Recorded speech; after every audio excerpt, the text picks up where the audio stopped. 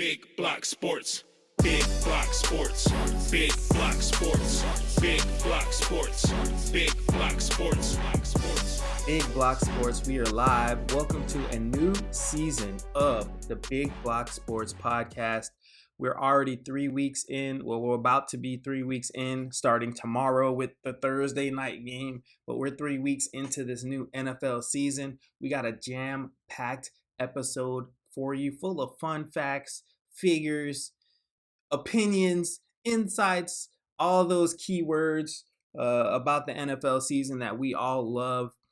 So let's get into a brief preview of what's happening. For this episode, I'm going to get into my power rankings, teams 1 through 10. So my top 10 NFL teams. We're going to talk about 3 teams that will be 0-3 at the end of this weekend's games. 3 surprising teams, right? So there's some obvious teams, Cardinals, that will be 0-3. But there will be 3 teams that, for the most part, we could say, wow, we did not expect these 3 teams to start out 0-3. And then we're going to get into week 3 picks. Not going to go against the odds or against the spreads or anything like that. We're just talking straight up who's going to win the game on Thursday, Sunday, and Monday night. Again, this is the Big Block Sports Podcast. My name is Malcolm A. Let's get into my top 10 NFL teams, and I'll drop a couple bullet points for each one of these teams as I go over them. Number 1 team in the NFL right now, San Francisco 49ers. Offense, defense, special teams, dominant in every faction of the game.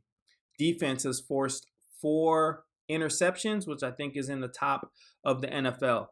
Offensively, Brock Purdy has not lost a start since he has not lost a regular season start. So he did lose the one game he lost. He did not finish, which was the Philadelphia game where he tore his UCL.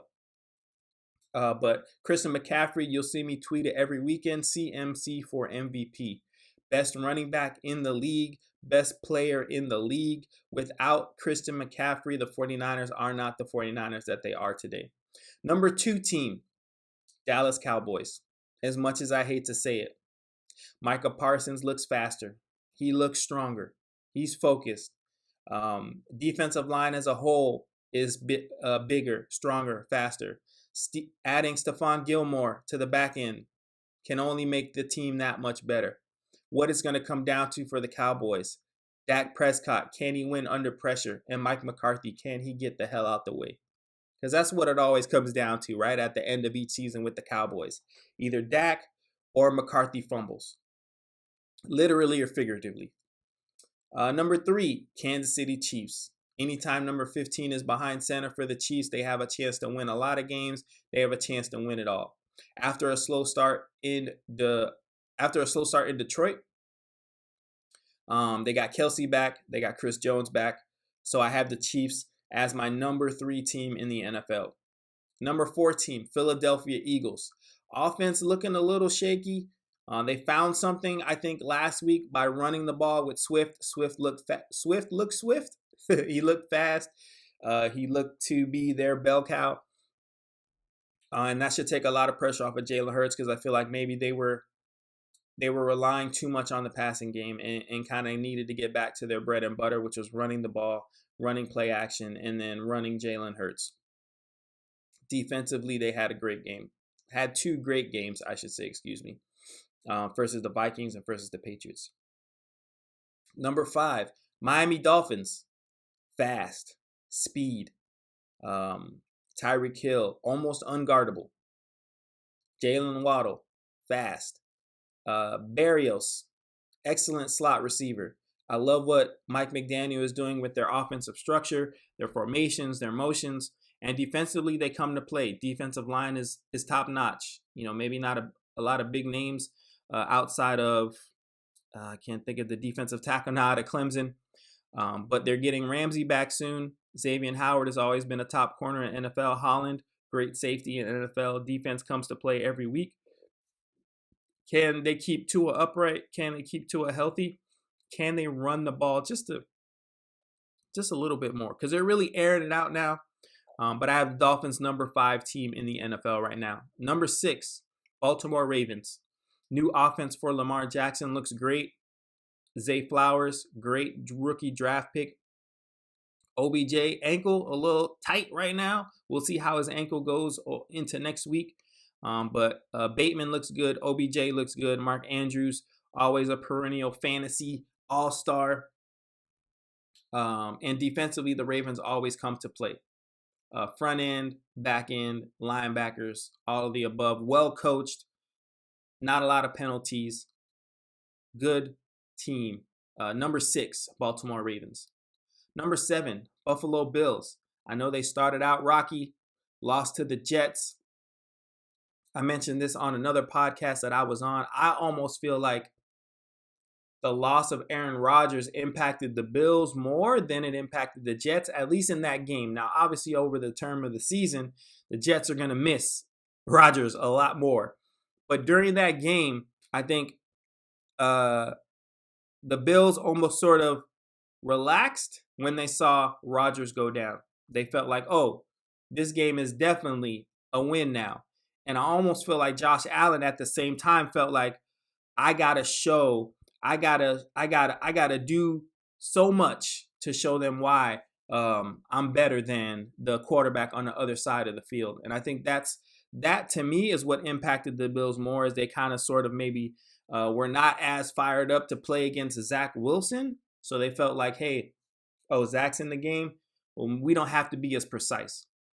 And it came to bit them in the behind.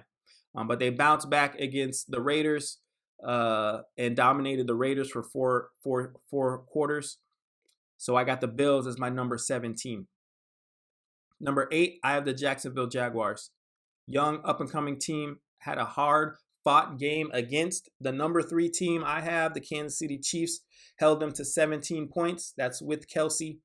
We don't know how banged up Kelsey is, but again, they held the Chiefs to 17 points. Now, they only scored 9 points, so I'd like to see them score a lot more for them to continue to be in my top 10 list. But I do see them as one of the teams that will make the playoffs at the end of the season. I also have them right now front runner to win that AFC South division. Number 9 and 10, I'll be honest with you, after like number 6, the Ravens, maybe even the Bills, I would say I'm just sort of like, we got some teams here. There's a lot of mediocre football going on right now in week 2 in the NFL. I got the Saints at number 9. Derek Carr was supposed to be an upgrade. So far, I'm not sure if he was that upgrade, but you could do a lot worse than Derek Carr. They should be getting Alvin Kamara back. I want to say he was suspended for 3 games, maybe 4. So they should be getting Kamara back in a couple weeks. That should help the offense tremendously. Olave is a great receiver. Michael Thomas, great slants, excellent slant routes. Jimmy Graham looks spry. He looked a little out of sorts the last few seasons in his various stops, but he looks back home again in New Orleans. He looks comfortable. He looks healthy. So he's been a good asset for them. And then defensively, the Saints always come to play. Saints have a really good defense, and that's probably why I put the Saints at number 9 over a team like my number 10 team, the Buccaneers. I think defensively, both of these teams are very good. I like Derek Carr just a little bit more than Baker Mayfield, and that's not saying much. I also like the running game for the Saints more than I do for the Buccaneers.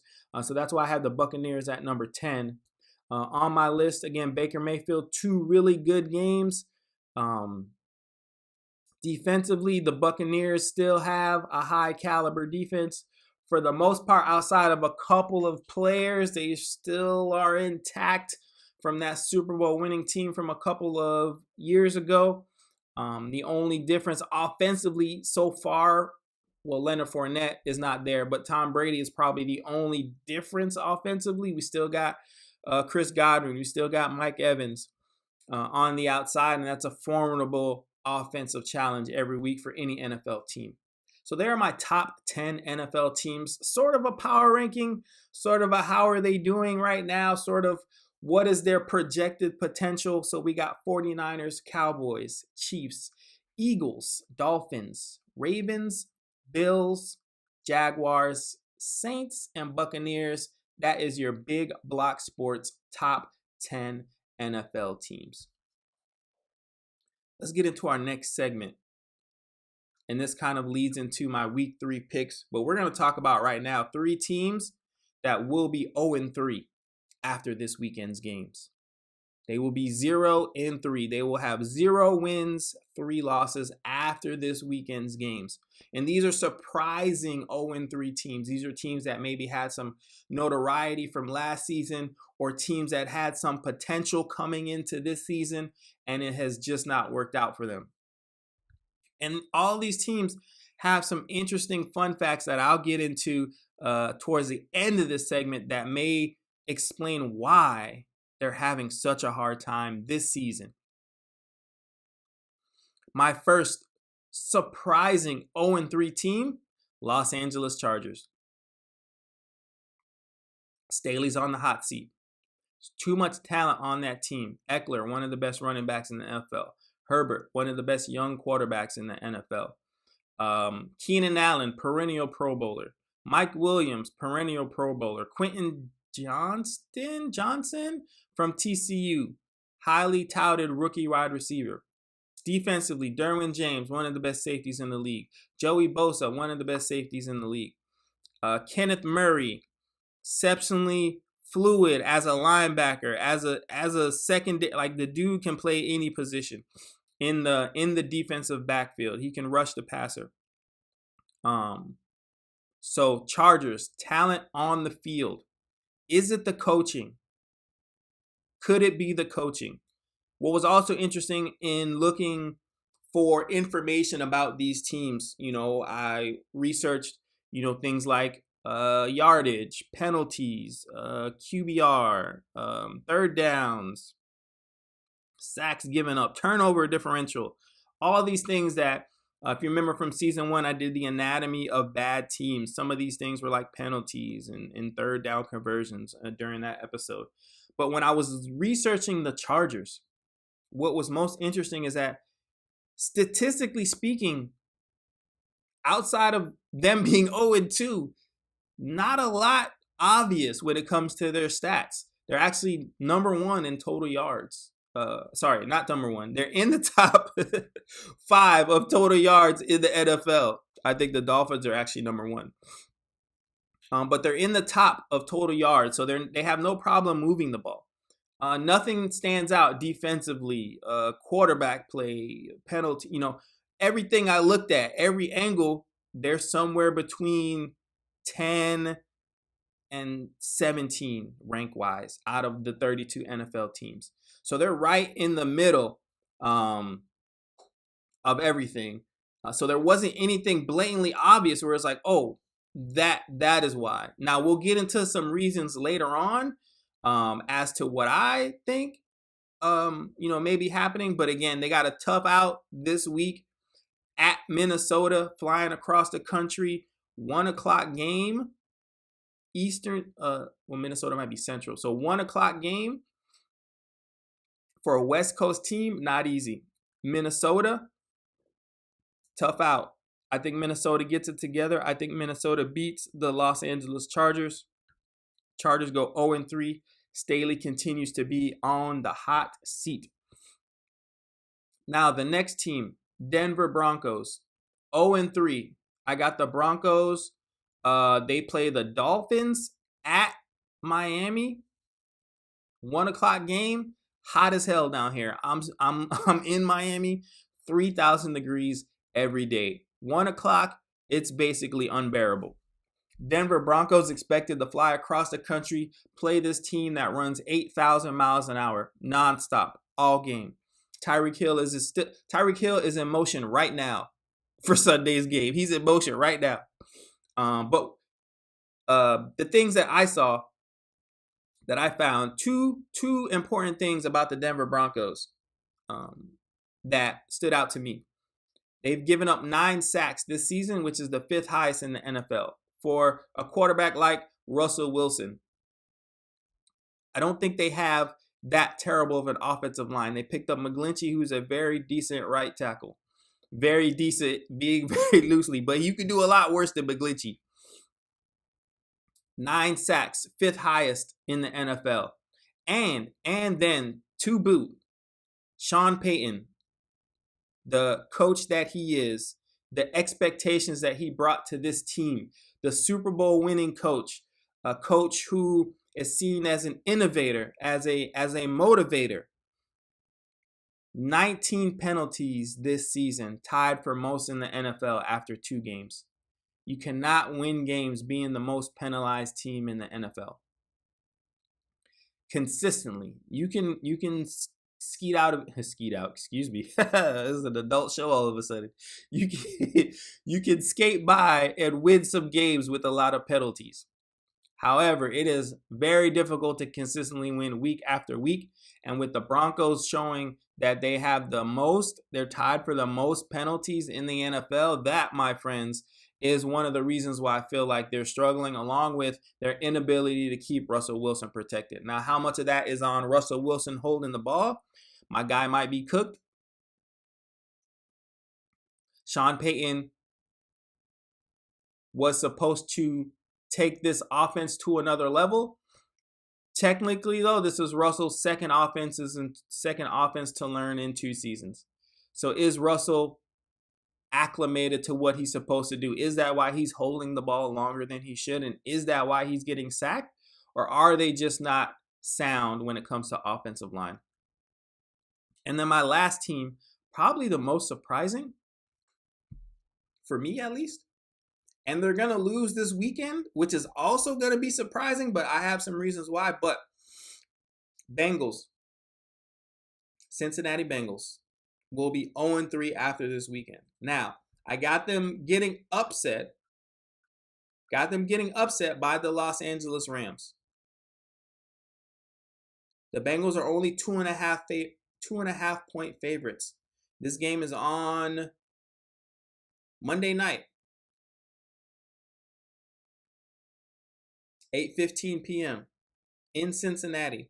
I got the Los Angeles Rams flying across country. Listen, the Los Angeles Rams had the 49ers on the ropes, and the Bengals are not the 49ers. I don't believe the Bengals can cover the Los Angeles Rams. I believe Aaron Donald will have a big game. I believe the rookie, number 0, I can't remember his name right now for the Rams, but he was all over the field on Sunday. I got the Los Angeles Rams upsetting the Bengals. The Bengals go to 0-3. And there's a couple of reasons why. Most of them have to do with Joe Burrow. Is he more hurt than maybe we believe he is? Bengals, last in total yards in the NFL, 424 yards in 2 games. For perspective, Tua had, 450-ish in 1 game. The Bengals have almost the same amount as a team. So we're talking about rushing and passing. In 2 games, they have as much as one player had in 1 game. Last in total yards. Joe Burrow's QBR, 69.7. That's good for 29th. 29th. There's 32 teams. So he's basically last. Joe Burrow just got the check. He's checked out. Completion percentage, 56.2%. That's good for 29th in the NFL. 40% on 3rd down. Now, we look at these numbers about Joe Burrow, his injured calf, his QBR, his completion percentage. As an NFL head coach, what is the best friend, besides a tight end, of an NFL quarterback? Well, it's obviously running the ball, setting up play action passes, giving Joe Burrow the opportunity to have better visibility down the field because teams are bringing 8 into the box to stop the rushing attempt. Bengals, 30th in rushing attempts. Joe Mixon is not a terrible back. So I'm trying to understand, if Joe Burrow is struggling, if Joe Burrow is hurt, why is Zach Taylor not calling enough running plays to compensate for that? 0 rushing touchdowns this season in the NFL. 0. in 2 games. Will that hold true for this week against the Los Angeles Rams? It's going to be a tough out. I got the Bengals going 0-3 after this weekend's games. And in my research, I found some more interesting information I can't wait to share with you guys about these teams. And it's an angle that, we all look at between the white lines, right? We think about the players, we think about the scheme, we think about the opponent. One thing we don't think about is that these are businesses, these are employees, and the NFL teams are employers. And as with any job, there are pros and cons to working for certain jobs. These teams are different. Not all these teams are the same. They are all under the NFL logo and shield, but these teams treat their employees differently. So one thing in my research I found was kind of on accident, because I'm just like looking for, rankings, rank this, rank that. NFLPA, National Football League Players Association, the Players Union, did a survey. So I'll read the headline of and what this is, the NFL Player Team Report Cards. And we're going to talk about these 3 teams specifically. So the headline of this page, and you can go look at NFLPA.com/NFL Player Team Report Cards. One of our core jobs as a union is to improve overall working conditions for our players. 1,300 of our players provided information to share with one another about their current club, not only to help them make important career decisions, but also to help raise standards across the league. Our goals were to highlight positive clubs, identify areas that could use improvement, and highlight best practices and standards. So they took players from these teams and they basically surveyed them, just like we all have jobs, or you may have had a job in your life if you're currently unemployed. And, every job does like, a touch base, an assessment. They want an internal assessment. How are we doing? So these players were provided questions around the weight room, the strength staff, the training room and facilities, the training staff, the locker room and facilities, travel and nutrition and treatment of families. And then they were provided grades, right? A+ to F-. There's some F- on here. But what was interesting is that when I looked at these 3 teams specifically,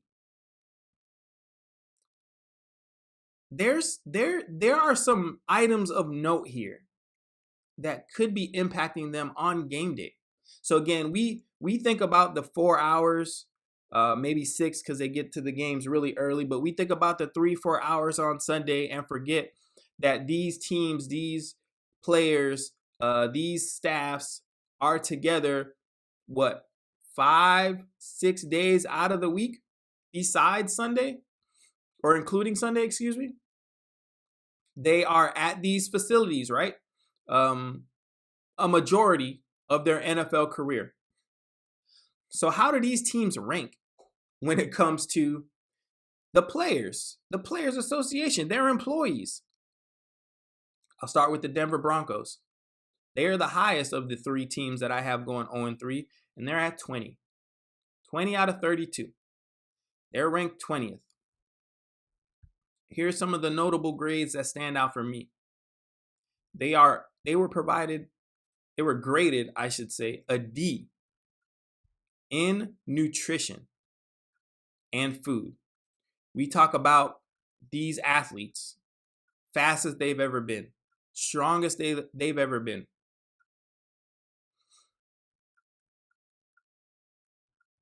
And the Broncos are ranked D.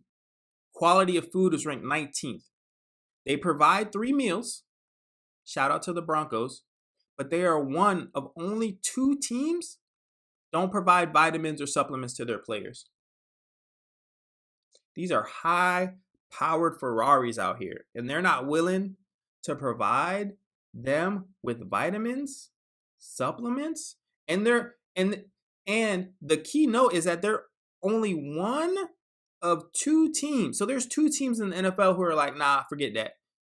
All the other teams are providing their players vitamins, supplements to make sure they get premium performance out of their employees.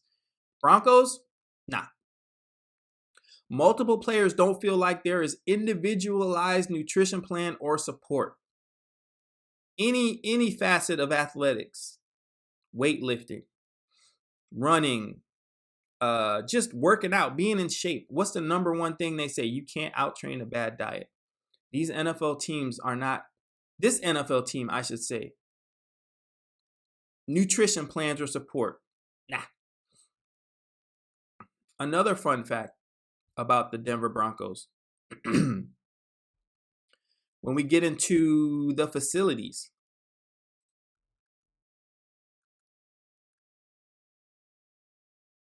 only one of 6 teams across the league to not provide a sauna. So another important factor of NFL games, recovery.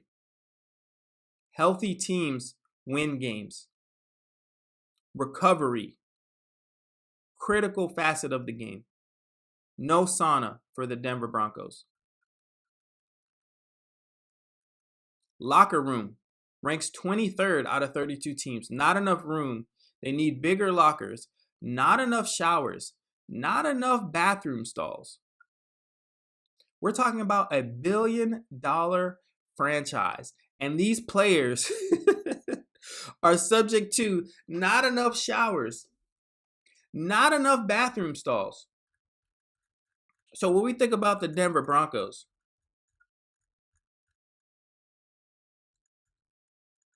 is this one of the reasons why they are not where they need to be? D+ when it comes to their overall grade. They rank 20th out of 32 teams. Amazing. Amazing to me. No vitamins, no supplements, only 2 teams. It's crazy. Next team, Chargers. They're ranked 30th.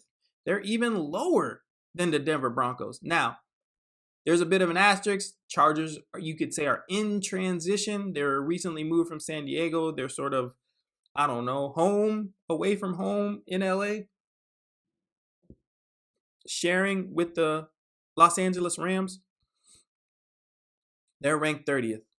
No family room on game day. Let me bring up the full Chargers readout here. Where they at? Again, ranked 30th. They're in a converted office building right now. Treatment of their families, right? They are one of 14 teams that do not offer a family room at the stadium and the post-game gathering area, again, for families to come, hey, good game, babe, or hey, take it easy, tough loss, 28th. Quality of food, 29th. Again, these are $1 billion teams. We're talking about city municipalities and urban areas who have budgets of hundreds of thousands of dollars, and they are able to feed children nutritious meals. And the Los Angeles Chargers are ranked 29th of 32 teams. 0% of the players that they surveyed say that there's enough room in the cafeteria. The weight room, C-, tied for 27th. It's a converted office building, and the players do not feel like there's enough room to do what they need to do. Training room, F-. One of 4 teams that do not provide a steam room. One of 6 teams that do not provide a sauna. One of 2 teams that does not offer either a sauna or a steam room. 33% of the players feel they have enough hot tub space. That's good for 29th. 33% of the players feel like they have enough cold tub space. That's good for 31st. There's 32 teams. The players feel like they are poorly maintained, in quotations, gross. This is like some middle school bathroom stuff, where like the kids are peeing on the floor and shit. These are $1 million athletes, $1 billion franchises, and the players feel like it's gross. The hot tub is often broken. The cold tub is not often cold. Los Angeles Chargers. Limited number of showers, which causes a very long wait.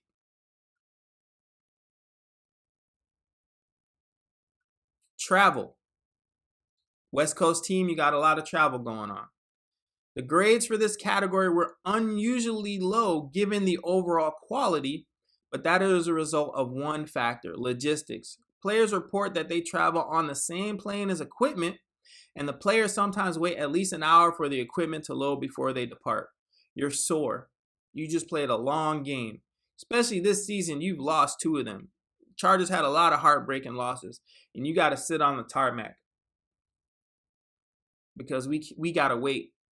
And if you've watched like Hard Knocks or any sort of NFL documentary, thousands and thousands of pieces of equipment travel with an NFL team. Is this why the Chargers are 0-2 and going to be 0-3? Because they're ranked 30th when it comes to how the players feel about their facilities. Insanity. Insanity. And then the last team, the Bengals. Now, you've heard rumblings about Mike Brown and his desire to penny pinch, his desire to be frugal, as they say. So let's get into the Cincinnati Bengals. They're ranked 27th. So just above the Chargers. Again, 32 teams, 27th. That's at the bottom.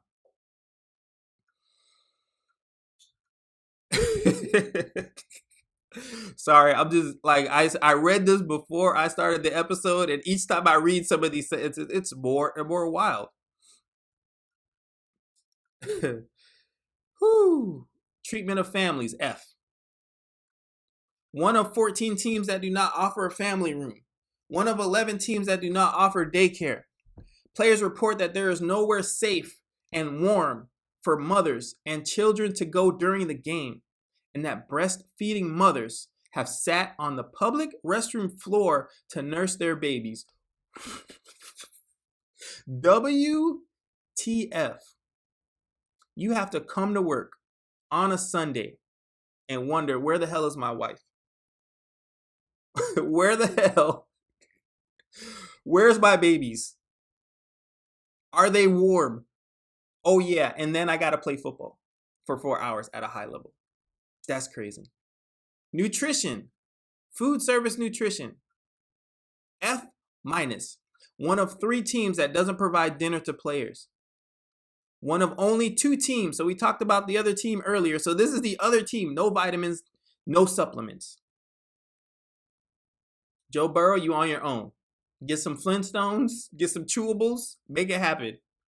71% of players say there's not enough room in the cafeteria. Check this out. Check this out now. Players report that they're encouraged to come in on their days off to work out and prepare for the game. They're encouraged, come in, work out, prepare for the game. However, cafeteria is not open on those days. So players can't even grab a banana before working out. You got to DoorDash. You got to go to Chipotle all your way. Oh, my Lord. Training room, D-. There is a steam room. There is a sauna. Hey, there we go. Now, only 23% of players say they have enough hot tub space. That's 31st. 53% of players say they have enough cold tub space. That's 27th. Locker room, D, tied for 25th. 94% of players feel like they have enough space, but players feel that the locker room desperately needs to be renovated. Many showers and toilets do not work. Many showers and toilets do not work in an NFL facility. The NFL, I'm saying we, I don't work for them, but the NFL, just, YouTube just paid what, $2 billion for Sunday Ticket? And one of these teams have facilities where the showers and the toilets do not work. This is crazy. Lockers do not have outlets for players to charge their devices. Insanity. C+ for travel. So we just talked about 3 facets of the game for these teams that we maybe don't think about. Am I motivated to come to work when the food service is shit? When I'm not getting the right type of planning and nutrition for me to be the best athlete I can be? For the facilities, having broken toilets, having broken bathrooms. My family on game day, I don't know if they're safe or even warm.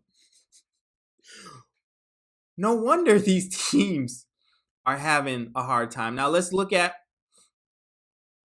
just for perspective, let's look at the Dallas Cowboys. We know Jerry Jones, money long, money strong. But let's look at, again, Dallas Cowboys usually, despite their playoff woes, haven't had a losing season in a while. They've been, deep in the playoffs. They've lost, but they've been, we could say they've been successful. More so than these other 3 teams. Now, the Bengals didn't make it to the Super Bowl, but they've been more successful consistently, I would say. Dallas Cowboys are ranked 5th out of 32 teams. Now, we talked about those 3 teams. The highest one was 20, and that was the Broncos. That's that Walmart money. Treatment of families, A+. Family room and daycare. Post-game gathering area ranked 4th. Number 1 was the 49ers. Food service and nutrition. All 3 meals provided. 100% of players say there's enough room in the cafeteria. Players feel that their strength coaches, A+, go above and beyond to support them and added to their success. 96% of players believe they receive an individual plan for working out. There's a steam room. There's no sauna, so it's not perfect. 100% of players feel they have enough hot tub space. 98% of players feel they have enough cold tub space. Training staff adds to their success. A- for the training staff. Locker room. No complaints about the quality of the locker room. Now, C- for travel. Don't offer first class seats to their players, first class. But I'm pretty sure the plane is probably chartered, so it's not that big a deal. And they're in the middle of the country, so West Coast is what, 3 hours? East Coast is what, 2 hours? In comparison to some of these other teams that we just looked at. Is this why those teams are losing? Are these things that these owners need to think about before they worry about who's my head coach or which prize free agent am I going to get? Well, they're not going to come if they come to this website and see your organization ranked 27th or showing that teams' families are not well taken care of. Nobody's going to come there. How do you think the 49ers or the Cowboys got someone like Stephon Gilmore? Or the 49ers got Trent Williams or Charvarius Ward or Nick Bosa to re-sign? These are the difference. These are the differences in the NFL. And these are the things that I'm going to start paying more attention to. Because a lot of it is about those 3 hours on Sunday. But so much more goes into it. So much more goes into the rest of the week for these teams. Crazy, crazy stuff. Let's get into the picks for next week. Week 3 picks, we'll run through these relatively quickly. I'm not doing anything like the spread or the covers or the odds, the money lines. I do a little bit of that. So if you're interested in betting, use code BIGBLOCKSPORTS on Underdog Fantasy. It's my favorite betting platform. It's very easy. You just pick higher or lower. If the player is going to hit, let's say Joe Burrow hits this many hundreds of yards, higher or lower. And they have player versus player. It's called Rivals. So is this player going to get more yards, or is this player going to get more yards from competing teams? Very easy. Win some money, lose some money. By all means, risk is associated with this game. But Underdog Fantasy code Big Block Sports, you will get double your first deposit if you use my code Big Block Sports. Let's get into Thursday night, tomorrow night's game. 49ers, New York Giants, 10-point spread, whatever that means. 49ers are winning by double digits. 0 questions asked. I think the defensive line finally gets it together, gets a sack. We haven't had any sacks yet. We had 3 first game. Nick Bosa has not had any sacks yet. I think Bosa finally gets his redemption after the first 2 weeks, starting off a little slowly, getting his wind back together. 49ers winning the game. Tennessee Titans versus the Cleveland Browns. I think it would have been a slam dunk to take Cleveland with Nick Chubb. Without Nick Chubb, we're going to see if they sign Kareem Hunt, because I think he would pick up a lot of the slack if he comes back. Game is in Cleveland. Cleveland is favored by 3 points. I want to take the Tennessee Titans just because Deshaun Watson looks so cooked. He looks well done and crisp, and he's ready. He is done. He's cooked. I'm going to take the Tennessee Titans over the Cleveland Browns. Cleveland going Cleveland, Browns going Brown. Them elves ain't it. They lost to the Steelers on Sunday. Watson had a hard time in that game. That was before Nick Chubb went down. Next game, Falcons and Detroit Lions. I got the Lions. Falcons are good, but not that good. I know the Falcons are undefeated. Came back and beat a Chargers team that I did not think they were going to win last week. But I just think that the Lions are more talented throughout their team, in the defensive line, in the secondary, and offensively. I like Jared Goff way more than I like Desmond Ridder. Green Bay Packers versus the Saints. I think this game will be very competitive. This might be one of the best games of the week just because both of the teams are hella mid. But I'm going to take the Green Bay Packers because I like Jordan Love more than I like Derek Carr as far as winning ball games. It's at Lambeau Field. I think the Packers win this game. Miami Dolphins versus the Denver Broncos. I already talked about this a little bit earlier. The Broncos are going to be 0-3 on the season. The Dolphins will win this game. They're a 6.5-point favorite. I think the Dolphins take that. Minnesota Vikings versus the Los Angeles Chargers. I talked about this one earlier as well. I'm taking the Minnesota Vikings over the Los Angeles Chargers without a doubt. Next one, New England Patriots versus the New York Jets. Interesting game. I'm going to take the New England Patriots just because I like Mac Jones more than I like Zach Wilson. I think both defenses are really good, but I think the coaching, and again, both coaching staffs are really good too, so I don't want to take anything for Robert Saleh. But I think, again, we're talking about Hall of Fame Bill Belichick versus not Hall of Fame Zach Wilson. So I'm anticipating some turnovers. I'm anticipating New England to win a close-fought game in New York. Buffalo Bills versus the Washington Commanders. I'm taking the Buffalo Bills, even though it's a home game for Washington. I'm taking the Buffalo Bills, just a more talented squad. Jacksonville Jaguars versus the Houston Texans. I'm taking the Jaguars. Again, I point out quarterbacks a lot. I like Trevor Lawrence a lot more than I like C.J. Stroud. He's a rookie quarterback. He's finding his way. DeMeco Ryans is a rookie coach. Doug Peterson is a Super Bowl winning coach. He's played in the NFL just like DeMeco Ryans. He's coached at every level in the NFL. DeMeco Ryans' first head coaching gigs. I think they have a lot of young talent in Houston, but I just think the Jacksonville Jaguars are more seasoned. It's a home game. They're going to win the game. Baltimore Ravens versus the Indianapolis Colts. Depending on Anthony Richardson, this game will either be a blowout or it'll be competitive. Either way, I have the Baltimore Ravens winning the game.